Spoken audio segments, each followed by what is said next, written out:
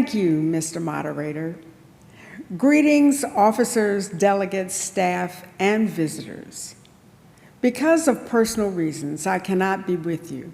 However, I still bring you greetings from New Orleans and wish you a very successful General Synod.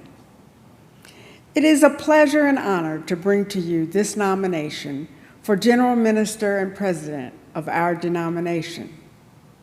I first met Reverend Thompson more than 15 years ago.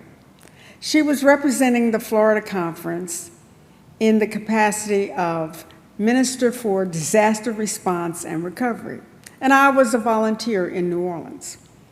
It was her eyes and her smile, not to mention her accent, that create a disarming and warm, insightful presence, pastoral, an instant connection.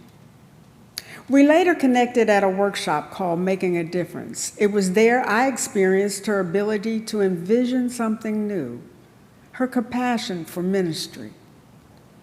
Our next connection was General Synod in Hartford, Connecticut.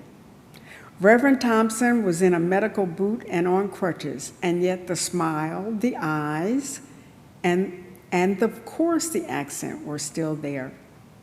Even in the throes of pain, she managed to impart her warmth and joy with a little bit of humor. We would stay connected at every General Synod. Each meeting revealed a little bit more of the Reverend Dr. Karen Georgia Thompson. It revealed her passion for racial justice, her intellect, her ability to focus, her ability to envision and see possibilities. In 2019, Reverend Karen was the candidate for Associate General Minister for Wider Church Ministries and co-executive for Global Ministries. She asked me to be the person who would make sure she was at the appointed place on time. So we journeyed to early morning caucuses, luncheons, and dinners. In these moments, I observed her poise, depth of her knowledge on many subjects, and I also witnessed her interacting with her family as a daughter, a sister, and a mother. Gentle yet firm, loving, compassionate, and humorous.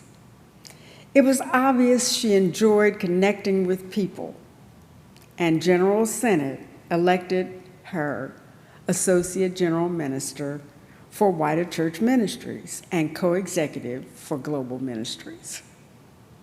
What has happened over the last 4 years? COVID happened, impacting our candidate personally. Not only did her father die, but she contracted long-haul COVID. What a way to start a new executive position. I remember as she was hiring new staff, she felt as though she was building an aircraft while flying it. The staff in Global Ministries stayed connected with our global partners since traveling restrictions did not allow them to actually be with our partners. The first 2 years of her administration meant adapting to a remote staff and to all the changes around the world that confronted our global partners as they too were addressing the needs of their communities.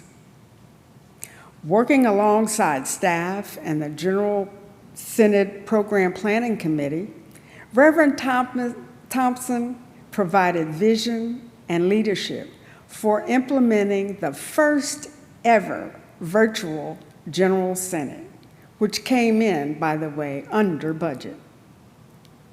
Reverend Thompson facilitated organizational realignment of WCM with focus on organizational, staff, and leadership development. She administered an operational budget of $7 million, along with special funds. Reverend Thompson represents the UCC at the United Nations and oversees missions in collaboration with the Christian Church Disciples of Christ. She collaborates with the Disciples of Christ Global Ministries co-executive in providing vision for mission and ministries. She represents the United Church of Christ in ecumenical, interdenominational, and interfaith relations. For these reasons mentioned, it is my distinct honor and pleasure to nominate the Reverend Dr. Karen Georgia Thompson as the candidate for General Minister and President of the United Church of Christ.